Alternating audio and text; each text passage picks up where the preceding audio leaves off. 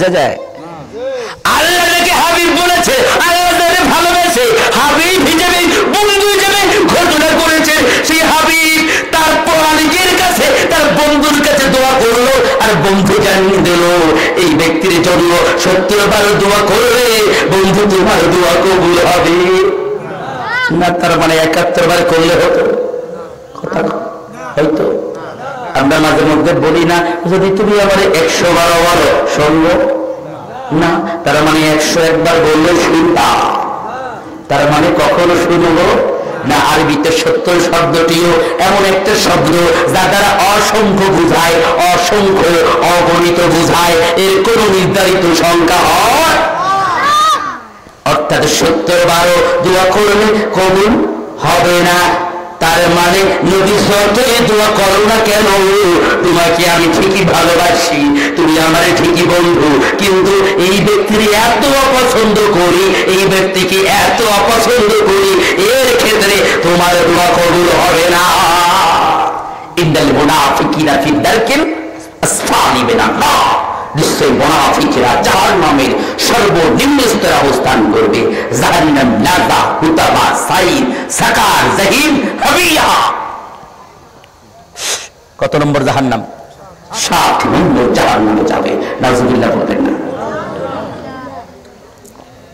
প্রিয় ভাইয়ের এই ছোট্ট দুটি উদাহরণ দেওয়ার কারণ হলো আব্দুল্লাহ ইবনে উবাইর অন্তরে ঈমান ছিল, কাদের ঈমানের পরিচয় ছিল, কিন্তু প্রকাশ্যে ঘোষণা ছিল না। ভালো করে বুঝবেন, আর কোনদিন ঈমানের বয়ান না করা লাগে। আব্দুল্লাহ ইবনে আবু তালেবের অন্তরে ঈমান ছিল, কাজেও ঈমানের পরিচয় ছিল, কিন্তু মৌখিক স্বীকৃতি ছিল না। আর আব্দুল্লাহ ইবনে উবাইয়ের মৌখিক স্বীকৃতি ছিল, কাজে করেও কিছুটা ছিল, কিন্তু অন্তরে ছিল না। দুজনেরই পরিণতি কি হলো? জাহান্নাম। সুতরাং আজকে আপনি তলে তলে ইসলাম বিরোধী শক্তির সাথে সম্পর্ক রাখবেন, আর মারা যাওয়ার পরে 100, 500, 1000, 1 লাখ, 2 লাখ, 1 কোটি হুজুর দিও, যদি যারা যাবেন ওই দোয়া কাজে লাগবে না। কথা বলছেন?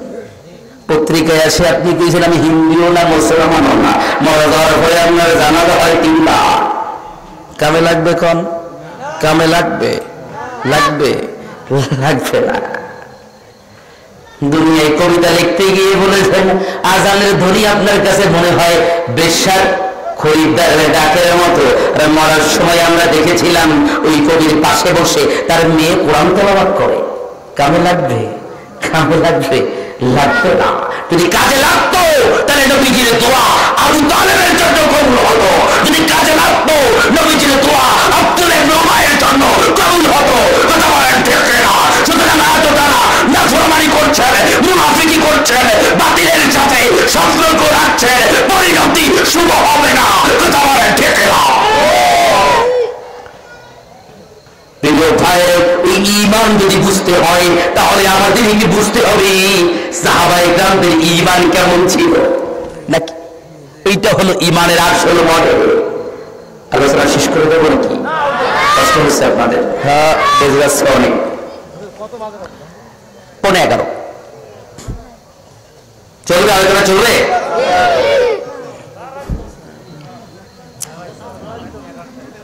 প্রিয় ভাইয়ের কেমন ঈমান ছিল সাহাবায়ে কেরামদের?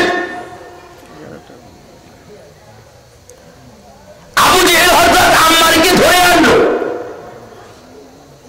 হযরত আম্মারকে ধরে এনে 4টা খুঁটি পুঁতে, 4টা খুঁটি পুঁতে উপর করে, মানে কি বুট করে বলে আপনারা, তাই না? বুট না, উপর করে শুয়ে দিল। 2 খুঁটির সাথে 2 হাত আর বাকি 2 খুঁটির সাথে 2 পা বেঁধে দিল। একটু কল্পনা করার চেষ্টা করুন, একজন যুবককে ধরে আনা হলো, ধরে এনে উপর করে শুয়ে 2 হাত 2 খুঁটির সাথে আর 2 পা 2 খুঁটির সাথে বেঁধে শুয়ে দেওয়া হলো। অথবা চাবুক দিয়ে, হান্ডার দিয়ে আবু জেহেল হযরত আম্মারের পিঠের উপর আঘাত করতে লাগলো। চাবুক চৌকের আঘাতে আঘাতে হান্টারের আঘাতে আঘাতে হযরত আম্মারের পিঠের চামড়া ছিঁড়ে ছিঁড়ে উঠে যেতে লাগলো। আবু জেলে দেখলো ঘটনা কি, আম্মারে এত মারা মারলাম, তারপর আমার কথা শোনেন না, এই কি একজন যা আম্মারের মা সুমাইয়াকে ডেকে আন। কাকে? মা সুমাইয়াকে ডেকে আনা হলো। অর্থাৎ সুমাইয়া আসলেন, আবু জেলে ডাক দেয়া বলল, সুমাইয়া তোমার এই পাগল ছেলেটারে এত মারা মারলাম, রিমান্ডে এত নির্যাতন করলাম, হাত পার নখ তুলে দিলাম, পিঠে চামড়া তুলে দিলাম, মরার হুমকি দিলাম, তারপরও এই আমার কথা শুনি না। ও সুমাইয়া তুমি একটু ওরে বুঝাও, ও যেন মুহাম্মাদের দল ছেড়ে দিয়ে আমার দলে যোগ দেয়। কথা কেউ এখনো আসছে না? আসছেন আসছেন, আমাদের দলে যোগ দেন, মামলা সব খালাস। আছে না? আর একটু আসতে কম, আর আসতে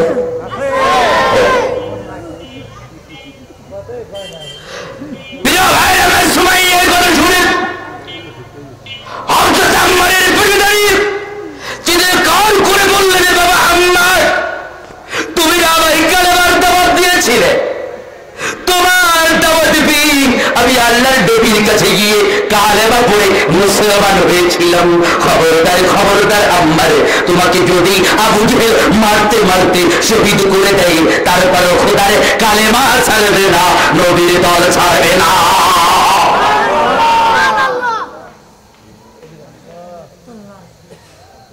কথা বলছেন?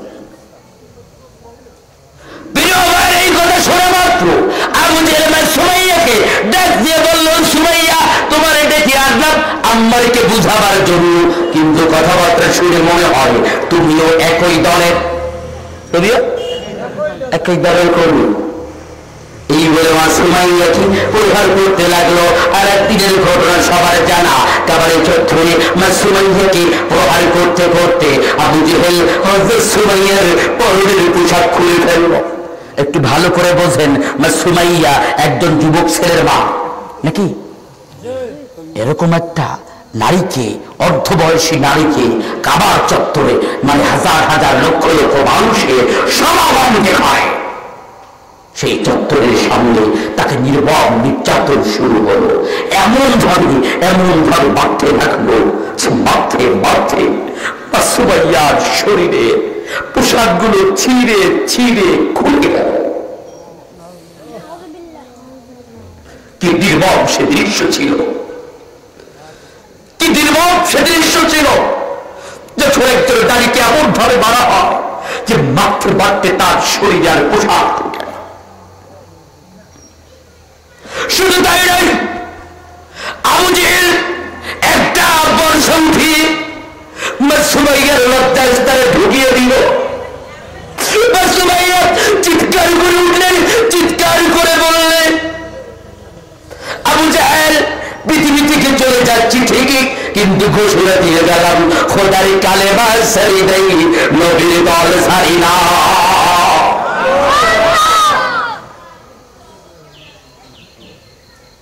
প্রিয় ভাইয়েরা, ধরে আনা হলো মা সুমাইয়ার প্রিয় স্বামী হযরত ইয়াসির রাদিয়াল্লাহু তাআলা আনহুকে। হযরত ইয়াসিরকে ধরে এনে তার দুটি পা, দুটা পাগলা উটের পায়ের সাথে বেঁধে দিল। পাগলা উটের পায়ের সাথে বেঁধে দিয়ে উট দুইটাকে দুই দিকে চড়িয়ে দিল। উট দুইটা দুই দিকে যায়, আর হযরত ইয়াসির পায়ের মাঝখান দিয়ে ফেলে যায়। চোখের সামনে হঠাৎ দিয়েছিলেন, পায়ের মাঝখান দিয়ে ফেলে শরীরটা দ্বিখণ্ড হয়ে জুলুম নির্যাতন শুরু হলো। হরতালে খাব্বাবের উপরে, হরতালে খাব্বাবকে জ্বলন্ত আঙ্গারের উপরে শুয়ে রাখা হতো। আগুনের তাপে তাপে শরীরের চরমে গুণে গুণে গুণে আগুন নিভে যেত, তারপরও কাফেরদের নির্যাতন থাকতো না। হযরত ওমর যখন খলিফা, একদিন হযরত খাব্বাবকে ডাক দিয়ে বললেন, হে খাব্বাব, আমাদের নেতা আপনি তো প্রথম যুগে ইসলাম কবুল করেছিলেন, কি ধরনের জুলুম নির্যাতন আপনার উপর হয়েছে আমাকে একটু শোনান। হযরত খাব্বাব কোনো জবাব দিলেন না, হযরত খাব্বাব কোনো জবাব দিলেন না, নিজের গায়ের জামাটা খুলে ফেললেন। জামা খুলে হযরত ওমরকে লক্ষ্য করে বললেন, আমিরুল মুমিনিন আমার পিঠের দিকে তাকান। হযরত ওমর খাব্বাবের পিঠের দিকে তাকিয়ে দেখলেন খাব্বাবের পিঠের মধ্যে বড় একটা গর্ত হয়ে আছে। হযরত ওমর খাব্বাবকে ডাক দিয়ে বললেন, ও খাব্বাব, এত বড় গর্ত কিভাবে হলো? হযরত খাব্বাব জবাব দিলেন, আমিরুল মুমিনিন ইসলাম কবুল করার কারণে আমাকে কামারের হাফড়ের আগুনের উপরে শুয়ে রাখা হতো। আমার মনে ছিল একদম কামার, আর কামারের সেই হাফড়ে আগুনের উপরে কয়লার উপরে আমার শুয়ে রাখা হতো, আর হাফড়ে বাতাস দিত, আগুনগুলো জ্বলে জ্বলে আমার পিঠে তাপ লাগতো। ওই তাপে তাপে আগুনের তাপে তাপে আমার শরীরের চর্বিগুলো পিঠ দিয়ে গলে গলে আগুন দিবে যেত, তারপর কাফেরদের হৃদয় করত। তাই এত বড় গর্ত হয়েছে। হযরত ওমর চোখের পানি ফেলে দিয়ে ডাক দিয়ে বললেন, ও খাব্বাব, আমি ওমর দেখছি জাহান্নাম ছাড়া আমার কোনো উপায় নাই। কেন রে খাব্বাব, দিনের জন্য এমন জুলুম আমি কোনোদিন সহ্য করি না।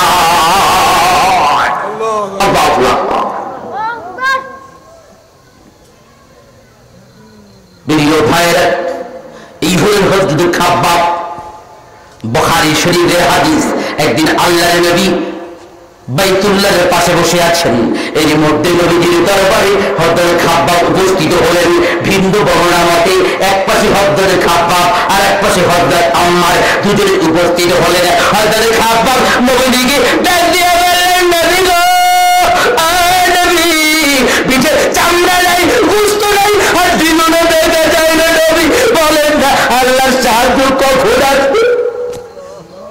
আর এক পাশ দিয়ে হযরত আম্মার ডাক দিয়ে বলেন, নবী গো, দিনের 14টির গর্ভধারিণী মারে হারালাম, নিজের পিতারও হারালাম নবী, নিজের পিতা আর সয়রারে বলেন না নবী, আর কতকাল আমাদের নির্যাতন সহ্য করতে হবে? আল্লাহর নবী হযরত খাব্বাবকে সান্ত্বনা দিয়ে বললেন, খাব্বাব, ধৈর্য হারা হইও না, এখনো সেই জুলুম নির্যাতন শুরু হয় নাই, যেই জুলুম নির্যাতন আমার পূর্বের নবীর উম্মতদের উপর হয়েছিল।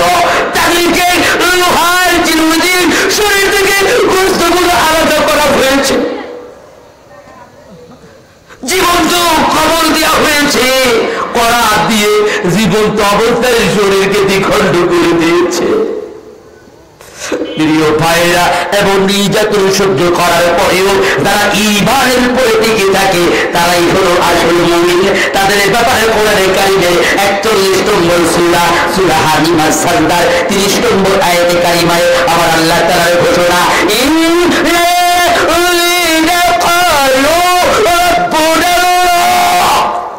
নিশ্চয়ই যারা বলে আল্লাহ আমাদের রব। রব শব্দের অনেকগুলো অর্থ আছে।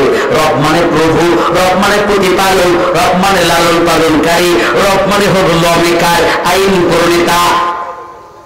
ব্যক্তিগত জীবন, পারিবারিক জীবন, সামাজিক জীবন, রাজনৈতিক জীবন, সব জীবনের নির্দেশনা যার হুকুম অনুযায়ী চলবে। আলা লাহুল খালকু ওয়াল আমরু, সাবধান সৃষ্টি যার হুকুমও চলবে তার, এর নাম হলো রব। ইন্নাল্লাযীনা ক্বালু রাব্বুনাল্লাহ, নিশ্চয়ই যারা বলে আল্লাহ আমাদের রব, তারা বলে নিশ্চয়ই যারা বলে আল্লাহ আমার প্রভু, আল্লাহ আমার লালন পালনকারী, আল্লাহর আইন ছাড়া কারো আইন মানি না। আর আল্লাহ হলো সার্বভৌম ক্ষমতার মালিক, সুপ্রিমেসি বিলং টু আল্লাহ। ইন্নাল্লাযীনা ক্বালু রাব্বুনাল্লাহ, এরপর আল্লাহর ঘোষণা, সুম্মা ইসতাকামু, সুতরাং এই রব বলার পরে সবাই টিকে থাকতে পারবে না, সবাই টিকে থাকতে পারবে না। কেননা আল্লাহকে যখন এইভাবে কেউ চিন্তা করবে, আল্লাহর হুকুমগুলোকে এইভাবে মেনে নেওয়ার ঘোষণা যখন কেউ দেবে, যখন কেউ ঘোষণা দেবে আল্লাহ আইন ছাড়া কারো আইন মানি না, যখন ঘোষণা দেবে আল্লাহ ক্ষমতার উৎস, আল্লাহ সার্বভৌম ক্ষমতার মালিক, এই কথা বলার পরে টিকে থাকা সহজ কাজে না, তাদের উপরে জুলুম নির্যাতন শুরু হবে। ওয়ালানাবলুওয়ান্নাকুম বিশাইইন মিনাল খাউফি ওয়াল জুই ونقص من الأموال والأنفس والثمرات সূরা বাকারা আয়াত নম্বর 155 2 নম্বর সূরার 155 নম্বর আয়াত